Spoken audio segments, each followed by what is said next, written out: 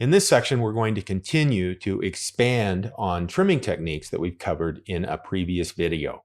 One of the important things that we're going to cover in this video is how we can set up a couple of very useful keyboard shortcuts to directly select either side of the edit and have that ready to trim. And what we're going to do is we're going to eventually work to the point where we're using this keyboard shortcut technique to quickly select either side of the edit and then perform dynamic trims where we actually can play the footage and trim on the fly. In this first section, what we're going to start by doing is we're going to start by selecting either side of the edit and performing some precision trims. Let's take a look.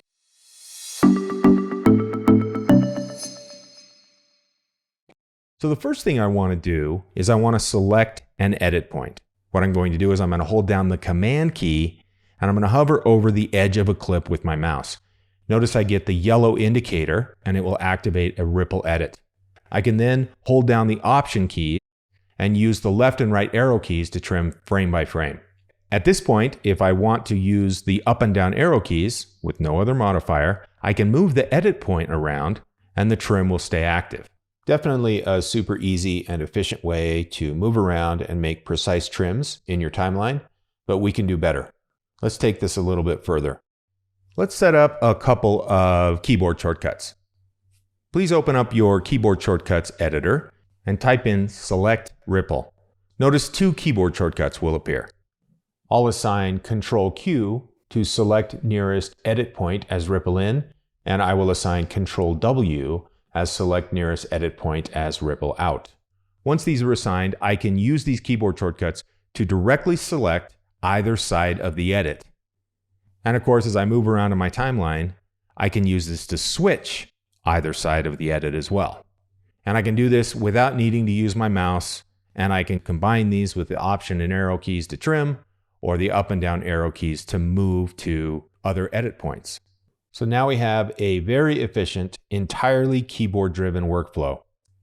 While this technique so far is really good for quick and precise trims, you might have noticed that when we trim using this technique, and when we're using the Option and the arrow keys, the playhead doesn't always move with our edit as we would like.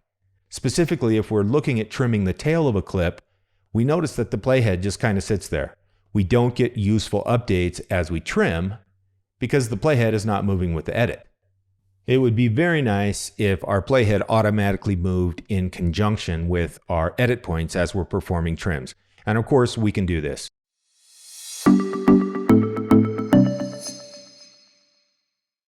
All right, now that we've got some of the fundamentals out of the way, let's move on and talk a little bit about trim mode. Trim mode is a special mode inside of Premiere Pro that presents more UI elements that are optimized towards the task of trimming. And we'll be able to see either side of the edit, and we can interact with this mode in different ways. We can use this mode directly and quickly using a mouse to drag or to trim either side of the edit. Really easy and quick way to do that. And of course, we can combine that with some keyboard-driven workflows where we don't have to use the mouse and we can really quickly jump back and forth between edit points and trim either side of the edit in a very visual and interactive way. Let's take a look. To activate trim mode, press Shift-T. Trim mode will open up with two dedicated windows, and each window will represent one side of the edit. By default, you'll notice that trim mode opens with a rolling edit active. If I click and I drag with my mouse, I can directly trim using either window. And I get live updates as I'm clicking and dragging. If I command click on Mac or control click on Windows, I can click directly in these windows to switch the edit type from a standard edit to a ripple edit. So make sure you have your trim mode open and click either side, either window, in order to activate and edit. Use Option, left and right arrow keys to trim frame by frame, or add the Shift key if you want to trim by 5 frames. If you want to switch the side of the edit that you're performing the trim on, just click the other window inside of trim mode. We can also use the up and down arrow keys to move to previous or next edit points, and we can continue to trim as we need to. Notice that as we're continuing to perform these trims, that the playhead stays in sync. When trim mode is active, it's a dynamic trim. It gives us a lot of useful indicators, live video playback. It's just a very visual and precise way to trim and to easily switch between either side of the edit. I think at this point, we're probably relying a little bit too much on the mouse. So let's keep moving towards exploring some keyboard-driven workflows. And we'll also incorporate the custom keyboard shortcut that we set up earlier in the video. Okay, so we don't want to rely too much on the mouse. We want to keep this keyboard-driven. But we know that one of the things we're going to want to do is we're going to want to be able to select either the head or the tails of our clips, and we're going to want to activate the edit. There is a built-in keyboard shortcut for doing this, the Control-T keyboard shortcut. What this does is this cycles through all trim types. Notice as I'm pressing this, it's toggling through a bunch of different trim types. The majority of these trim types I don't use when I'm trimming or when I'm using trim mode. And there's no way to go back, so you can't inverse the selection. You just have to constantly cycle through them. So this is not my preferred way to work.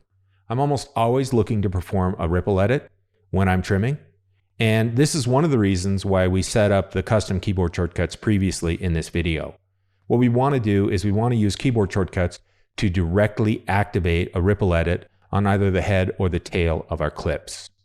So I'll use our keyboard shortcuts that we set up previously, Control-Q and Control-W, to directly select and activate the edit on the head or the tail of the clip.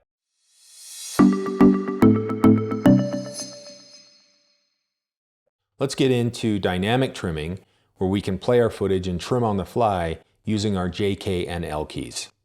Make sure an edit is active in your timeline, and then you press the L key, which will start playback.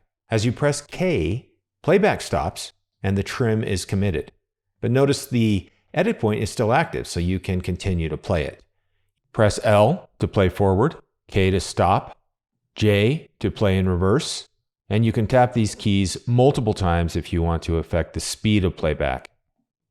Notice we have a ripple edit selected, and so when we press J, it plays back in reverse, but this is also rolling frames out. Using J, K, and L with an active edit point is a really cool, quick, keyboard-driven way to dynamically trim while you're playing the footage back. Of course, you can also switch to the other side of the edit with our keyboard shortcuts that we've set up, using Control-Q or Control-W to switch sides of the edit, and then move up and down to different edit points with your up and down arrow keys. If you want to, you can also use a slow motion type of playback while you're performing a trim. You can hold down K with L to do a slow motion play forward, or you can hold down K with the J key to do a slow motion reverse. I don't typically use the slow motion stuff too much. My preferred method, and something I do quite often when I'm using trim mode, is I simply hold down the K key and I tap either the J key or the L key to trim one frame at a time. Lots of great options here, and hopefully you'll find some useful stuff that you can incorporate into your workflow.